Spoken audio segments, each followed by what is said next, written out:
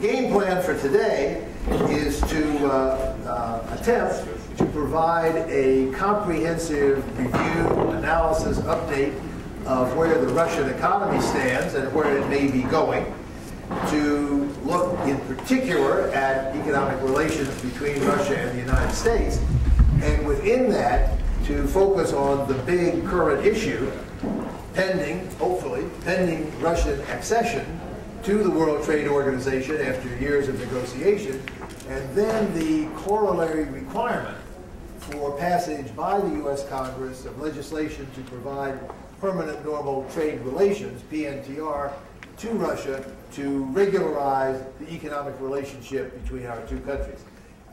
As has been repeatedly said by Ambassador Kirk, President Obama, others in the administration, that issue is very high on their trade policy agenda, indeed their overall foreign policy agenda for this year.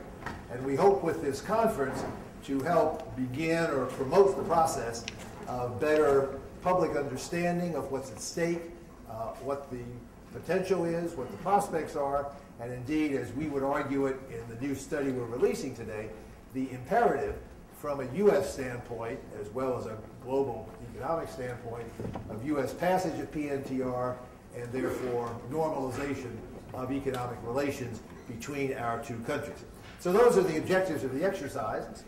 We have structured the conference around three major panels. The first, this morning, will discuss in depth the outlook for the Russian economy.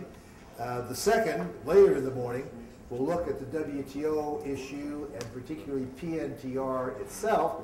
As I say, we're releasing an institute study by Anders Ostlund and Gary Huffbauer, which analyzes in depth the stakes involved in Russian accession to the WTO, what's meant by the PNTR issue, and why, as I say, we believe it's imperative to proceed in that direction, both for U.S. economic reasons, but also to normalize and regularize relations between the two countries, essentially consigning the Jackson-Vanik Amendment to the dustbin of history, as some have said in the past.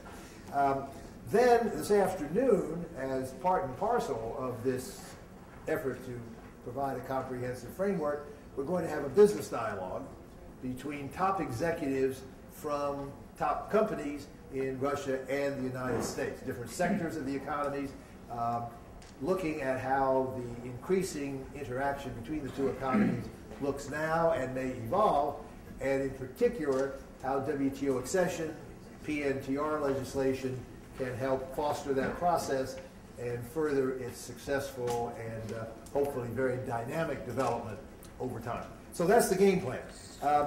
In and around those panels, we have three featured speakers. Our wind-up speaker at the end of the day is Bob Hormats, the Undersecretary for Economic Affairs at the State Department. We had earlier had a commitment from Larry Summers, but he got sick this week. And so he wasn't able to make it, but Bob very graciously agreed to fill in at short notice, and he will be our wind-up speaker. At lunch, or just after lunch, we will hear from Mike McFaul, who is, of course, in charge of U.S. relations with Russia at the National Security Council, been deeply involved in the reset policy and the whole effort to pursue that. And Mike will give us the overall geostrategic national security perspective in his address at lunch. But best of all, we are leading off this morning with Minister Alexei Kudrin, who will give us the introductory remarks and the lead-off keynote speech this morning. Mr. Minister, it's a great pleasure to welcome you back to our podium. You spoke here last 2 years ago, and we are very pleased that you are back with us today. Minister Kudrin is a PhD economist. He published widely on competition policy, anti-monopoly issues, particularly during the transition period to the new Russian economy. He has been Minister of Finance and Deputy Prime Minister of the Russian Federation since 2000, May of 2000, almost 11 years ago. Minister Kudrin is now the longest-serving finance minister in the G20. So he's the dean of the global finance minister's mafia, which is meeting here this weekend at the IMF and World Bank. The G20 finance ministers are meeting in a couple of hours, so he's gracious enough to come and speak with us first before he begins his official duties on this weekend.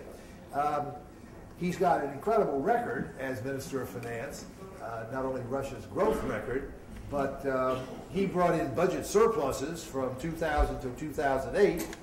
He then converted a big surplus into a big deficit and, in fact, provided the largest stimulus, to put the positive spin on it. He created the largest stimulus of any G20 country.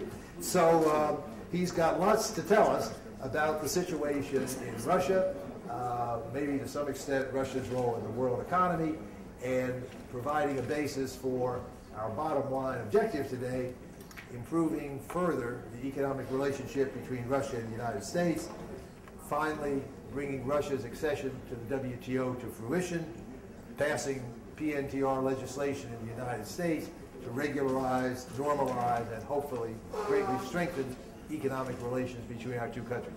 Mr. Kudrin, it's a great pleasure to welcome you back to our podium. Thank you for coming.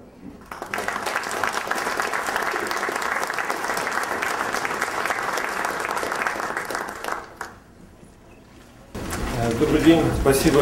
Я хочу поблагодарить господина Берсона, директора института, и моих коллег, которые сегодня собрались здесь. Для меня большая честь выступить в такой аудитории. И это второй раз. Каждый раз это серьезный анализ перспектив России. И мы готовы открыто обсуждать эти перспективы, проблемы, которые... Поэтому мне очень интересно будет узнать и результаты, и мнения коллег, экспертов. Я хочу поблагодарить за организацию этой встречи. Здесь, в Вашингтоне, я буду принимать участие в встрече министров финансов Большой двадцатки. Она буквально через полтора часа начнется. Кроме того, состоится заседание управляющего банка. Сюда я летел 16 часов из Китая, с острова Ханань, где проходило заседание BRICS, саммита BRICS, в котором теперь, кроме четырех стран, еще участвует Южная Африка. Кажется, это тоже интересный формат, который принимает участие в вырабатывании предложения для всемирной мировой повестки дня. Я не могу поэтому не сказать несколько слов о проблемах мировой экономики, тем более, что наши встречи в составе Большой двадцатки ВФ как раз нацелены на решение тех проблем дисбалансов, которые существуют в мировой экономике, и предотвращение new crisis. We're not gathering as often as during the last 2 years. The crisis made us do so, but I would like to note one result. I would say that the developing nations and emerging economies and advanced economies never ever before discussed the rules for the world economy so intensively and in such a tight interaction. So those are the rules that are designed to prevent the crisis and the disbalances. And this process involves both advanced and developing economies. And on behalf of the BRICS countries, I can state that we see each other inside the global economy. We see each other in civilized partnership relations with other countries, and we're doing our best to establish this format of cooperation. The communique issued yesterday featured some common steps to elaborate collective decision to regulate the world economy. I would like to note that among the key issues is the monitoring of or surveillance of the different countries, advanced nations like US, China, and developing nations on some key indicators which are to show the state of our economy, whether it's normal whether or not we're accumulating new imbalances, and what is to become the prevention mechanism for accumulating imbalances and possible crisis. Formally, about 2 years ago, neither China nor the US were happy about being surveyed or monitored by an independent group of representatives of foreign nations, as was created by the G20 or the IMF. But today this mechanism is almost in place, and all countries are ready for such a peer-to-peer critical analysis of our economies. The question is whether we are ready to go further, whether we are ready to say that this analysis and recommendations should have a mandatory nature, and whether sanctions are to follow non-implementation. Probably it's not a question of today and not on the current agenda, but we understand that the global economy creates the need for such global regulators. Even our economic theory is based not on national economies. We were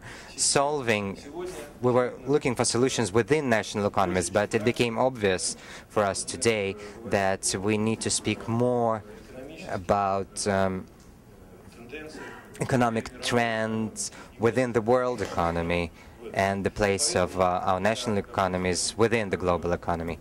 So that's why one of the burning issues of the agenda is hot money, speculative capital flows, which for developing nations are very painful. And today the G20 is elaborating recommendations which steps are to be taken by individual member states that face the problems of or challenges of speculative inflow of capital. But from my viewpoint, the insufficiently covered issue is the issue of responsibility of the reserve currency issuing countries that easily fill the gaps within the world economy with liquidity, and including the contracts on commodities, food products, foodstuffs. And we believe that our discussions today do not quite reflect the role of the currency issuing countries' roles here and responsibilities. In the future, we are to extend the mandate of the IMF to regulate this issue.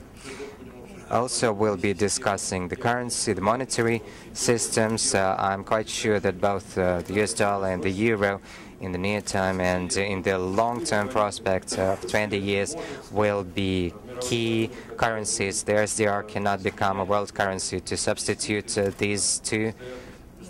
Of course, the SDR is going to expand its functions. We'll see some new elements within the system of application of the SDR, and the basket of the SDR should be expanded, but it cannot substitute for the world currency, and therefore the stability of the American and European economies of great importance for us, and we following the developments very closely. We'll also be discussing the issues of regulations of regulating the financial markets, and one of the questions is to which extent the leading countries are implementing their budget consolidation plans. This is what we agreed at the G20 meeting, and that is by 2013 to cut by half the budget deficits worldwide as compared to the crisis period. But not all of the countries are succeeding in implementing this goal. I'm aware of the serious debates in the United States in this regard, and I sympathize with my colleague, Secretary Geithner, but the whole world is looking at him. We do want these problems be solved successfully. We see the political competition in the United States, which also promotes the solutions finding the solutions of cutting the deficits and costs. I remember the initial plan was to cut the US deficit by 2014 down to 4%, but now I understand now that it's very hard to see this task as a realistic one, and I also see that they have to compromise between political solutions, social stability, and tight restrictions created by the world economy created for our countries. It is not always that the political decisions follow the economical feasibility, including, as I saw it, in the advanced economies, and we're feeling the same domestically. Nevertheless, we raised a question of cutting the budgetary deficit twofold, down to 3% in 2013, and we are going to get a zero deficit of the budget by 2015, or in 2015 rather. Today for Russia, this question is as follows. We need to adjust it also to the oil prices. We need to see at which assumed oil price we are to reach these results, and already this year we're forecasting the oil price at around, or assuming oil price at around $105 per barrel for the Urals brand of oil, and if we have this oil price, our deficits would amount 1 or 1.4%. So probably here we see that the deficit is going down due to higher oil prices, but our goal is to be guided by a non-deficit budget in a mid-term perspective at the assumption of $90 per barrel. This is a very soft benchmark, but we need to set ourselves some realistic goals. And even along this path, we have certain difficulties. For instance, our president decided to increase the military expenditures, and I spoke about this already, or we made a decision to cut the taxes to the pension system. First, we decided to increase these taxes, but now this decision is being revised, so the deficit of the pension system will increase. So that means that we too have some problems that are related to the coming elections in Russia. So we are thinking of getting a balanced budget, assuming an oil price of $90 per barrel. So that's why the real resolution effort is moved to after the elections. But at the same time, we don't have domestically party which would be forcing us to get these goals implemented. We have an economic side of the government that is actually doing its best and striving to cut the deficit. Nevertheless, I want to say that in the coming few years, it's obvious for us, for the President, the Prime Minister, for the business community, that Russia is entering the stage of looking for the growth factors not related to oil and gas sector. This sector will remain, it will be quite significant, but its share in the GDP will go down from 19% today to 13% in 2020. So we will be forced to shrink this sector within the GDP because the production growth will be lower than the general GDP growth. But the general GDP growth will happen through other sectors, including industry, transport, communications, services, and all our measures and efforts are aimed at this. These measures are to stimulate and promote the development of these particular sectors. I'm often asked the question, what was done over the last 10 years? Why were we so slow in modernizing our economy? But it's obvious that we lived through the period of high oil prices, as a result of which we had lots of revenues, and quite often people didn't think about the effectiveness of using these revenues, but rather solving very rapidly the immediate tasks, such as solving social issues, developing infrastructure, or helping business. Those are the issues that accumulated over the 90s, and our budgetary expenditures increased more than 4 times over that period. It's more than the economic growth. Nevertheless, we didn't manage to reach all the goals and implement all the goals that we set for ourselves and make our economy really effective. Probably this inflow of petrodollars somehow made us more relaxed and less vigilant, but nevertheless, I think people do not take enough account of what has been achieved and what has been done. I'll give some figures. In terms of PPP in 2000, Russian GDP amounted to $1,120 billion US. And in 2010, it was already $2,223 billion US. And we almost reached our pre-crisis level of 2008. In the beginning of next year or late this year, we will restore our GDP at the pre-crisis level. This provides evidence of the volume of our economy. At the same time, the living standard of our people has been growing as well. The average salary in 2000 was $79. Currently, it's $700. So in general, also, the living standard increased significantly, and I'm asked the question quite often whether the people managed to get some of these oil opportunities of economic growth. Yes, in general, the living standard increased and improved. The productivity of labor was growing quite rapidly as well, but not as fast as the salaries and wages, and so our task today is to make sure that the productivity is growing even faster. Russia continued to remain a very convenient country for investment, including in trade. We attracted those in the form of import for equipment and technologies, and in 2010, approximately $57 billion.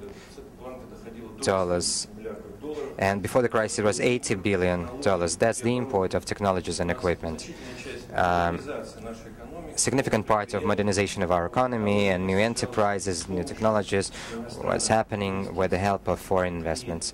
And FDIs, enterprises, amounted more than $30 billion a year in the past. In this sense, I really want to say a few words about the role of Russia in the world trade. We continue to be a country with a rather open economy during all these years, and I want to say in the first place that over this period of time, the Russian economy grew until 2007, before the crisis, at a rate of 6.9%. But the export was growing even quicker. In US dollar denomination, it was increasing by 21%, and non-oil and gas export was growing at a rate of 15% a year. So we were increasing our supply to the world market, not only of oil and gas, but other products as well. Some other products were in demand. We increased the share of Russia in the world trade in such areas as chemical products, timber products, metals, and products of metals, machinery exports. So we were not growing there very significantly. We remained at the same level, basically. The imports, as I said, of the capital goods amounted around up to $70 billion, which showed that Russia is an attractive country for trade. Unfortunately, over this period, the trade with the United States, the share of the U.S. in the foreign trade turnover of Russia decreased from 4.2% down to 2.1%. This is a very small share, and in the imports, the share also decreased to 4.7% from about 7-8%. Other countries of the APEC were increasing the trade relations with Russia, and we were increasing both our imports and exports with those countries. So this is my first remark. I see that Russia's accession to the World Trade Organization will allow us to develop our relations quicker between the two nations, and we actually need the products that are being created here in the U.S. for various sectors of the economy. The share of Russia's information technologies and communications was growing at a rate of 20 to 40% per annum from Russia to other countries. So this sector has been developing quite well. And I must emphasize once again that it's not only the oil and gas exports from Russia that went to the foreign markets. We understand that the openness should exist in the area of capital movement and movement of goods, commodities, and flexibility of the labor force. These are three areas where we need to get some better results, but in 2006 we have liberalized the capital movement. This is the most important fundamental structural reform that we carried out. And quite often the experts are saying that maybe this decision was premature. For instance, Brazil at the moment is challenged by the speculative inflow, and Brazil has a chance to defend and protect its market, introducing restrictions.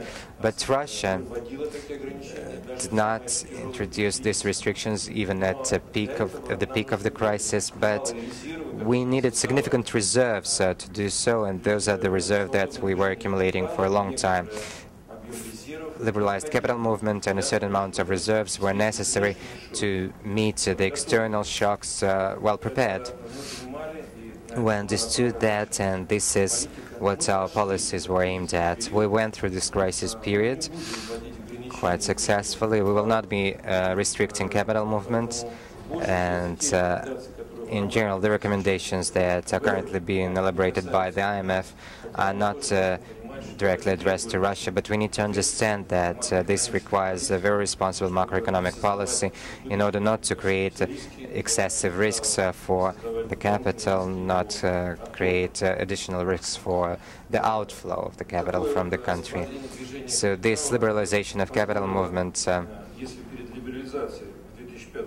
before liberalization in 2005, FDIs amounted approximately $13 billion. Then compared to that level, already in 2007, the FDIs reached $55 billion before the crisis. And this is also one of the results of the liberalization policies in the economy.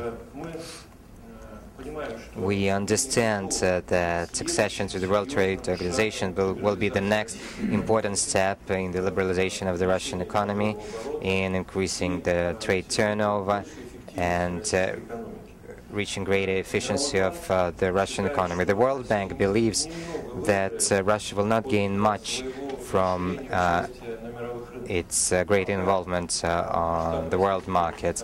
As of now, the scale of the Russian economy and its competitiveness is not high enough. It's less than 1% in the long-term prospects.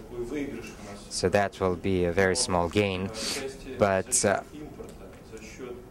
through imports and investments, we will be getting an increase of the economy by more than 11% in the long-term prospects. So this is the effect that we will be getting through a different channel. That's the assessment of the World Bank. Totally, through various factors, the long-term effect of Russia's accession to the World Trade Organization will amount more than 14%. But we need to implement these opportunities. We understand that we need to work a lot to make it happen. I believed that when in 2006 Russia and the US signed an accession protocol on trade, on trade markets, on services in the financial sector, agriculture and so on, we in essence prepared the framework which already exists that is satisfactory for both parties. We have an arrangement, but these arrangements, these mutual opportunities, cannot enter into force still. These opportunities are frozen due to the fact that Russia is still not inside the WTO. We don't need to carry out an extensive preparatory work today to mobilize all these opportunities which were being prepared for many years and which are formalized in the form of the protocol in 2006 between Russia and the United States. We need to do just a few small steps to make sure that these opportunities implemented and realized for everybody, including the United States. Naturally, we understand that this introduces some limitations for Russia's foreign trade policies, but this is an important rule and something that we need, and we'll need to set ourselves also the benchmarks as regards competition in various sectors and the costs. We will be needing to compare ourselves with the others, and even before our accession to the World Trade Organization, we were gradually decreasing the level of our import tariffs into the Russian economy. In 2006, it amounted almost 13%, the average or the mean import tariff. In 2010, it was around 10%. And next year, we plan that it will be less than 10%.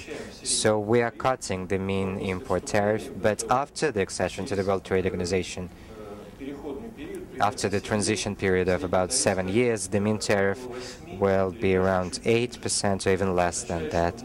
This means that step by step, gradually, on the basis of the arrangements, we will be decreasing the barrier for accession into our economy, or entering our economy and markets. We're very close to the final deal. Some technical issues were related to the creation of the customs union between Russia and Kazakhstan and Belarus. This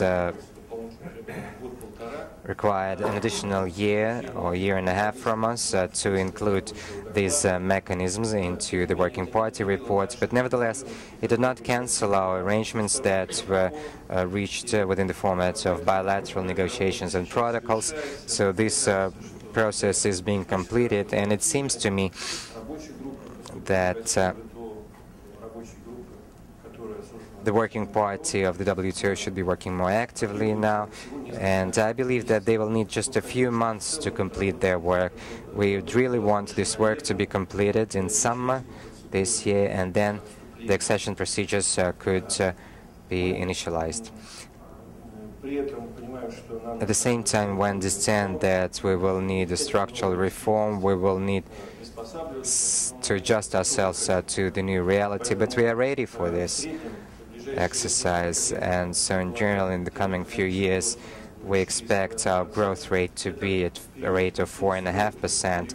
That's the periods of transition, rebuilding, and preparation for the new factors of growth. And after that, we need to move to the growth rate of 6, 7, and more %, and then Russia will remain an attractive country for imports and for investment. In general, I would like to conclude here, understanding that I'll take a few questions from the floor.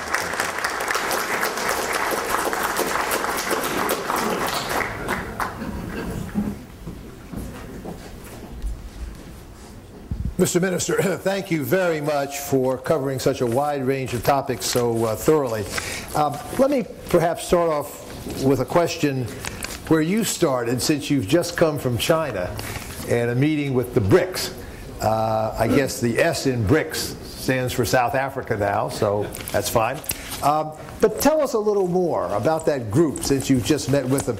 Is that truly a functioning economic cooperation group that will take common positions on global issues, like here at the G20, at the IMF?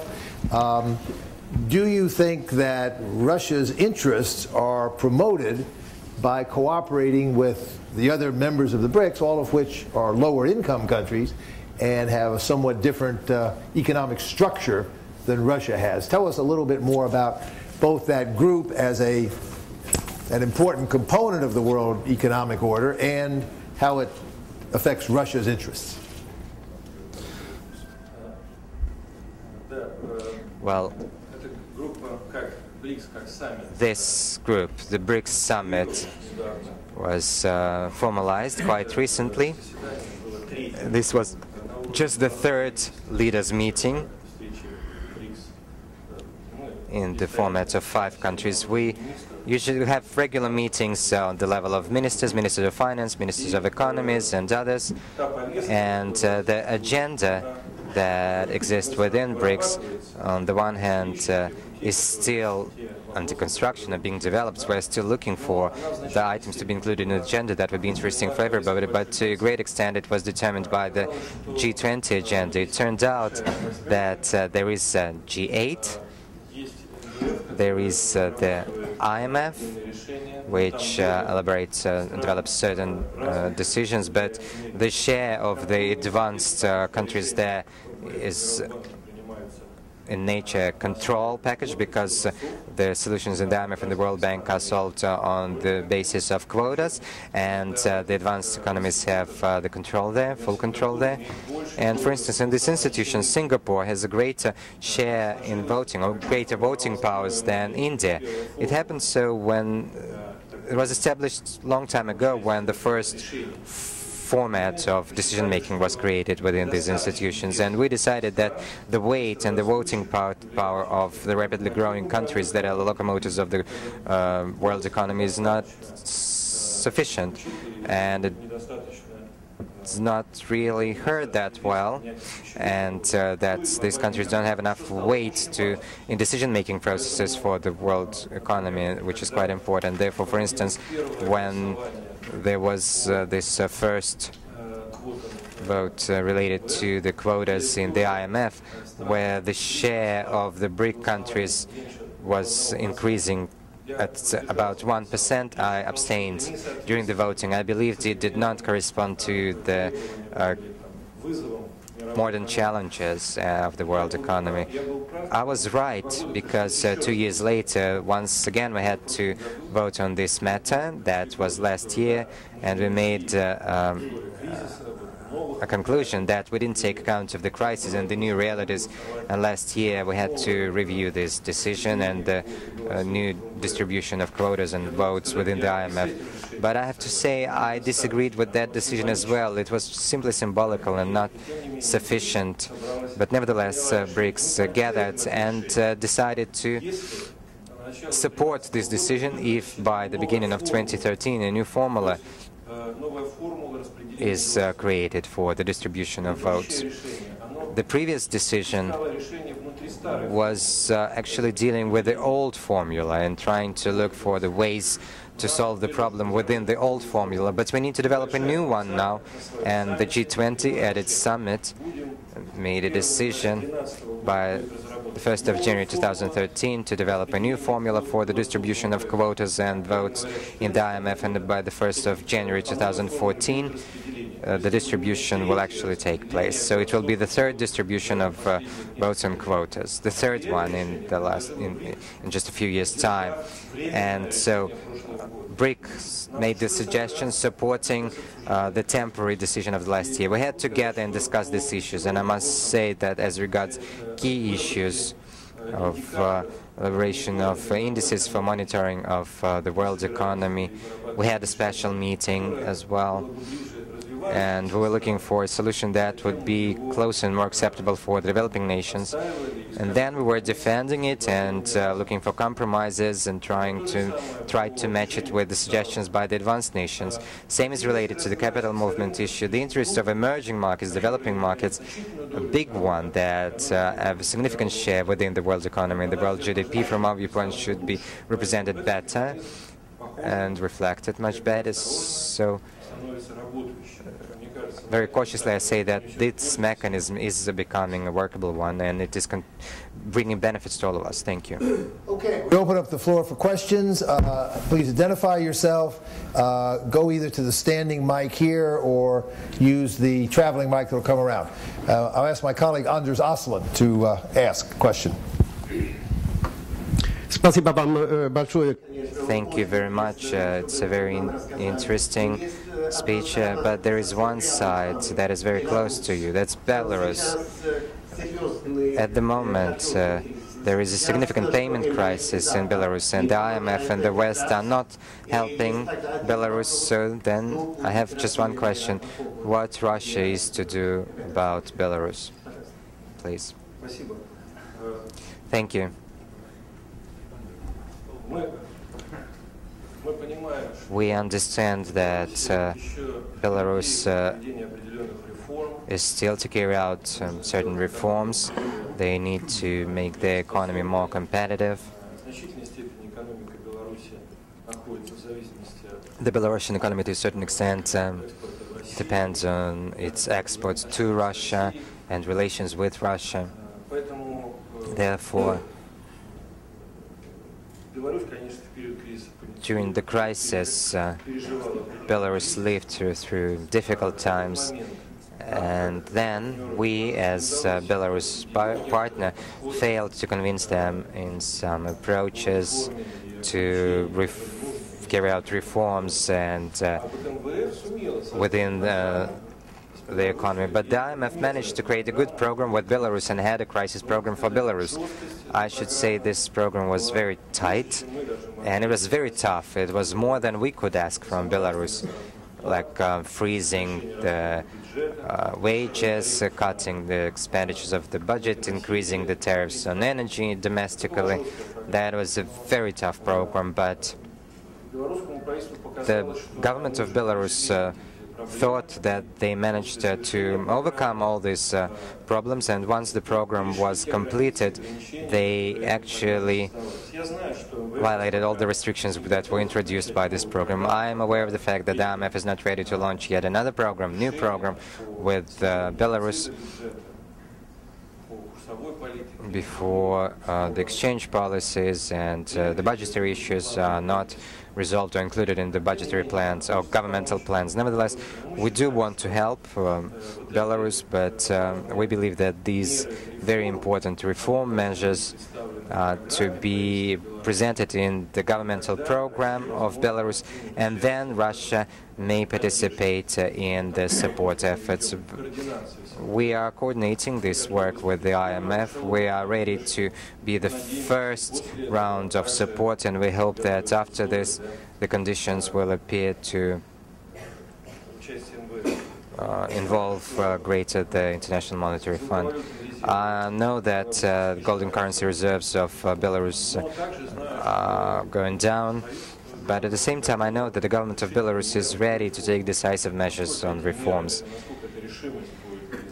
We'll see how decisive they are. After all, I'm not sure about that. Okay, floor is open. Gentleman right here. Please come to the mic. No, come to the microphone right here. Microphone right here. You. I'm sorry. I couldn't see. Chris Kane was blocking you. Thank you. My name is Toby, which is sometimes mistaken, but I've never had it when I've actually been seen. My name is Toby. I apologize. My name is Toby Gotti, Aiken Gump. I have a question for you, Mr. Kudrin. You made one short reference in your remarks about the impetus for change and where it comes from, saying that sometimes it comes from within your government. But in your country, you've made some comments about the need for political change that have been broader than that. Can you talk about the kind of change that you alluded to in your comments in Russia, the kind of changes that were needed, and what your role was? People have talked about creating a separate political party, different kinds of changes. And do you think there is a need for political change in order to achieve your economic goals?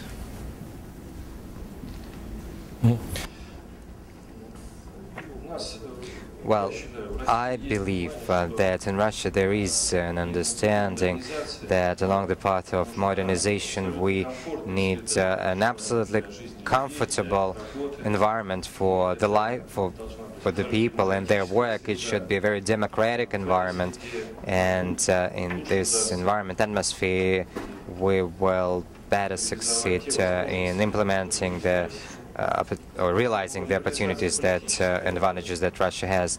Therefore, the political liberalization is needed. I think that in general it is supported by both the President and the Prime Minister, and today there is some discussion related to the involvement of new parties in the parliamentary elections, whether or not those would gain some weight in the political system. I personally believe that there is a need of balance of the forces that are already in the parliament and those forces that strive for liberalization and greater political competition. So I think that this is a common feeling in Russia today, including on the level of the country's leadership. Thank you. I'd like to ask a follow-up question to that. As I mentioned, ask a follow-up question. We're going to have a panel this afternoon to discuss business participation in the Russian economy, the investment climate, corporate governance, that range of issues. You are chairman of the supervisory boards of two of the big state companies, the VTB Bank and the big diamond company. President Medvedev has recently ordered ministers to leave corporate boards. So what does that mean for you? And what does it mean for Russian economic policy and the whole structure of corporate governance that will now evolve from that order?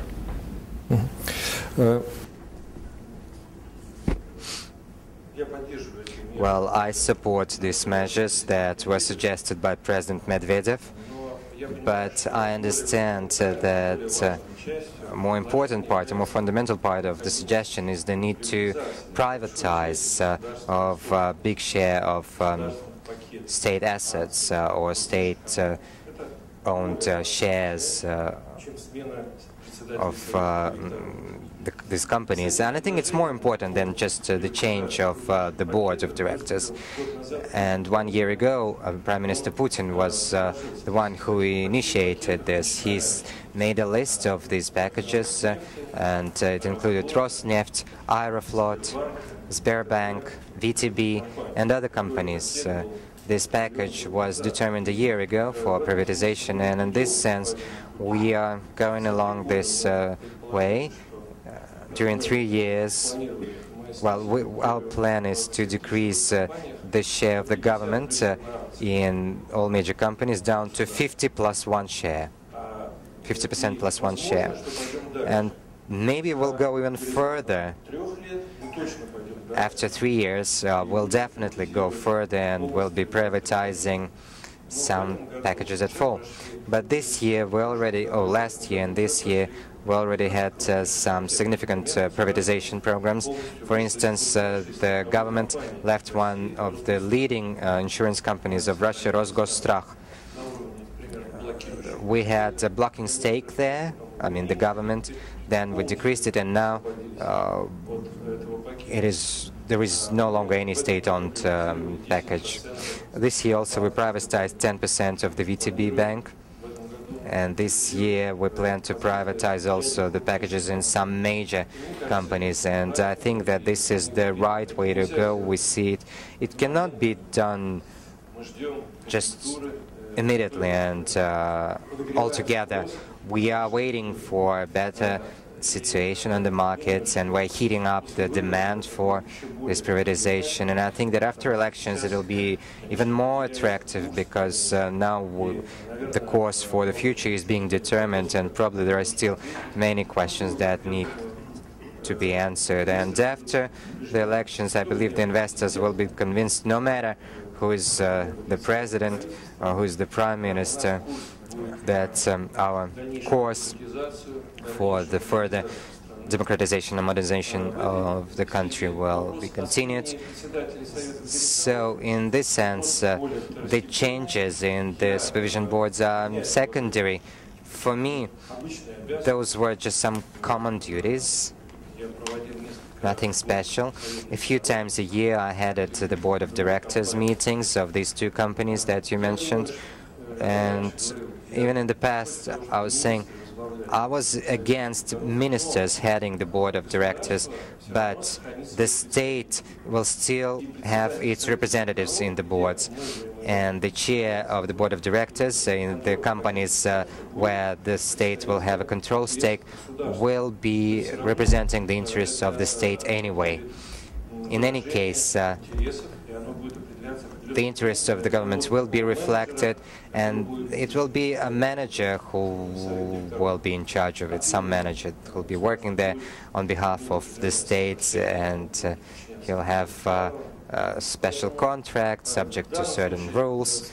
So in this case, these changes are rather symbolical, I mean, in terms of the people.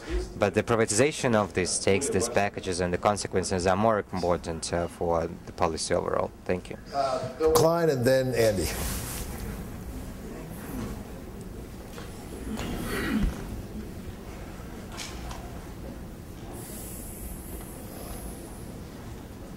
Mr. Minister, you may be surprised to see on page 10 a chart in the World Economic Outlook of Chapter 1 that says that Russia has imposed capital controls in response to the crisis. I'm glad to hear that's a mistake. In general, there is this debate in the G20 about the U.S. pursuing lax monetary policy, causing currency wars. And Brazil, of course, has a domestic interest rate of 12%, and it's hard to keep money out.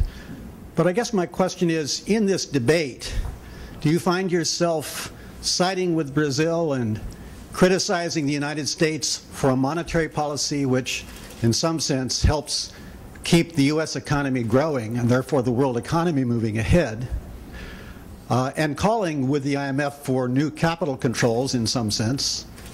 Or do you find that the capital control emphasis is not so appropriate, and why have you not adopted capital controls under these circumstances? Thank you. I think that the actions of the U.S. in the short-term prospect are quite justified in order to increase the economic growth in the U.S. This is one of the locomotives of the world's economy, one of the leading economies, along with some other major countries. But naturally, we have some concerns and worries about to which extent the actions of the Fed and the high deficit in the U.S., while solving the short-term tasks, will be able to help the long-term, help the world's economy in the mid-term and long-term. So we are mainly here guided by the near future when we're elaborating these mechanisms. We wouldn't really want to find ourselves in the situation as before. We don't really want new bubbles to be created, but in the current situation of today, we need to look for compromises between the policies carried out by the key issuers of reserve currencies and the emerging markets. So I understand the actions of the IMF that is saying that today the one who's drowning should be saving himself and not expect any help. So these countries who feel the excess of liquidity, like Brazil, should be inventing something including the introduction of capital controls. But I must say that the IMF is very cautious in its suggestions, and it's a very cautious policy. They're suggesting first all the flexibility measures for the exchange rate should be applied, cutting the deficit, and only after that, as the extreme measure, a nation should get these administrative measures of capital controls. So I rather adhere to the policy that we'll be discussing today with the Brazilian Minister Manteiga about a certain compromise for the next 2 or 3 years. Here we cannot be introducing restrictions or rigid restrictions against the actions of the Fed. That would be too tough for the current situation. But nevertheless, I said already, in a mid-term and longer-term period, I believe that the issuing countries should have some well-formulated responsibility. There should be some rules we need to adhere to. And also,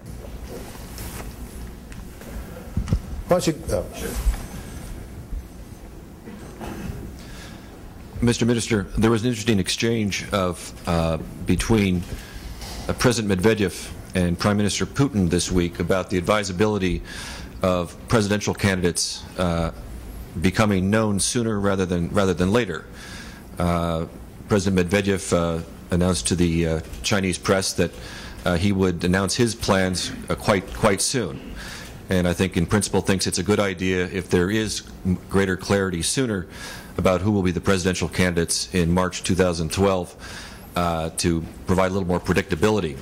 Mr. Putin responded later in the week that he thought it not a good idea for the candidates to announce themselves because this would lead half the government probably to quit their jobs and stop working. I was wondering what your perspective on, and some have also suggested that for the relatively high levels of capital flight right now are to some degree due to the high degree of political unpredictability about the coming elections. What's your perspective on this?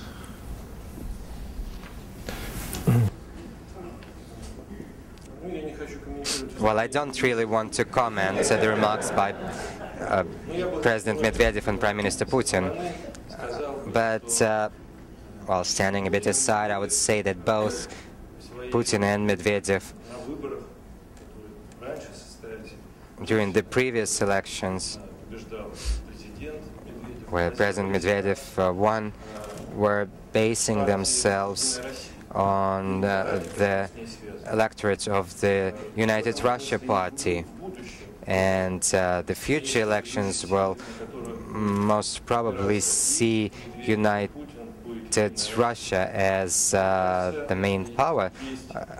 Either of them will be basing their sums on. So I think first, within the party, they need to have an internal discussion, and they need to accept some decision about two leaders to support once it's resolved. But I think it's a rather democratic issue that is to be solved within this political structure, within this party. I know that in the US, before presidential candidates are nominated, the parties have internal discussions and internal elections. And a few days ago also I heard a statement by the deputy chair of the United Russia Party, Mr. Morozov, that they will support Mr. Putin, but should he decline, they will support Medvedev. He said that 3 days ago. So I think this issue will be solved, but from the viewpoint of the government and ministers, I worked with both Medvedev and Putin, so to a great extent my work will not change, no matter who makes the decision to run the candidacy.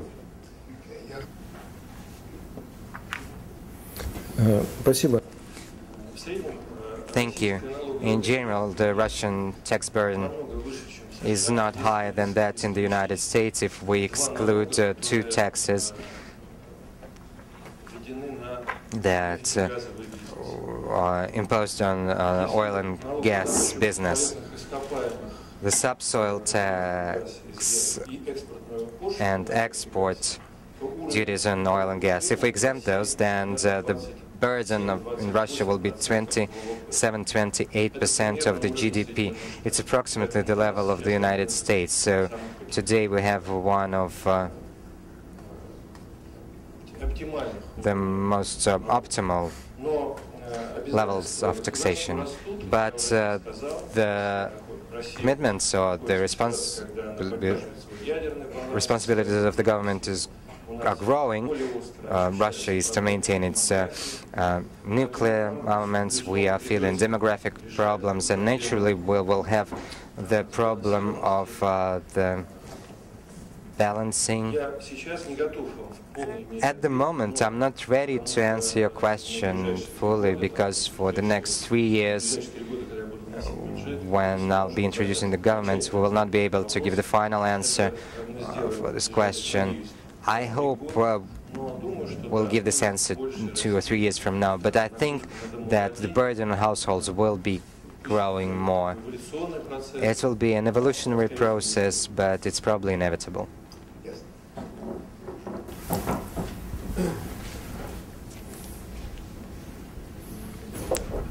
Спасибо. I'm Harley Balzer from Georgetown University. My question is a follow-up to the first question. Recently in Moscow, there is a feeling that is the end of the 1980s, when Gorbachev proved that economic changes require political changes. And this is included in this report. You have a very interesting article in the political magazine here. There is a feeling that the elite, a new elite, is ready to carry out political reforms. Maybe they're not quite in agreement what kind of reforms, but do you see any danger that the situation in the world, the instability in the Middle East, nuclear crisis in Japan, growing oil prices somehow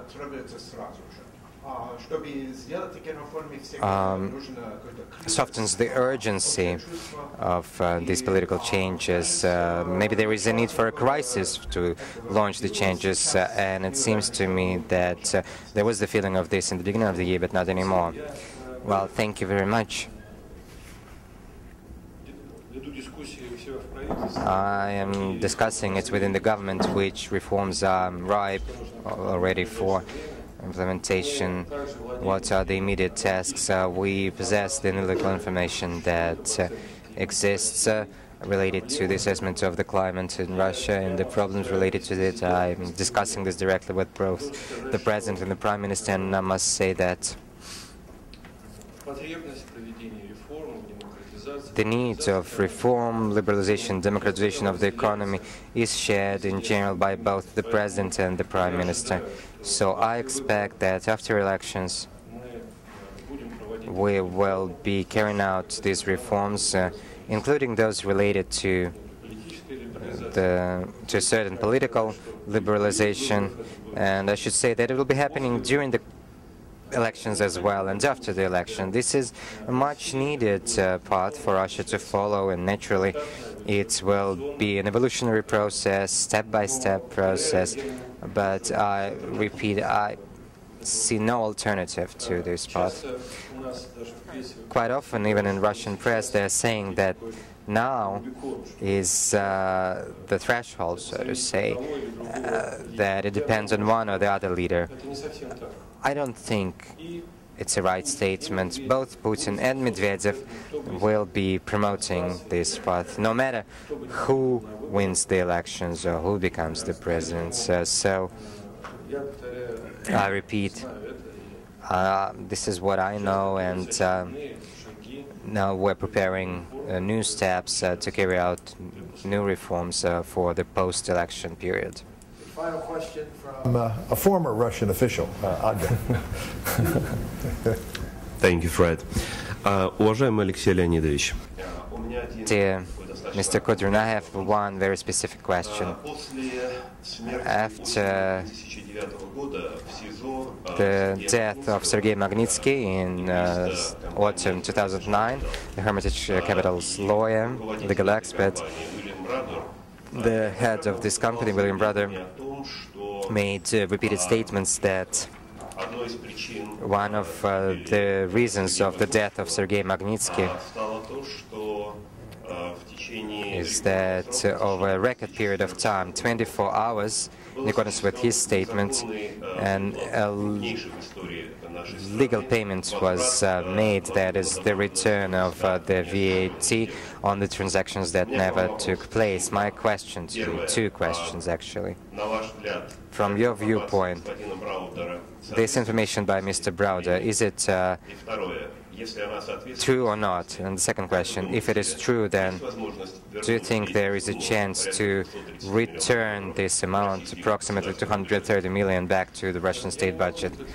I can neither confirm nor deny your information. The thing is that you said that they were talking about the refund on non-existent transactions. I don't have this information, so I cannot comment on it or confirm it, but I know that there is a lot of attention paid to this so-called transaction, and there is an investigation underway, but since I don't have any detailed information on the investigation, I cannot answer your question.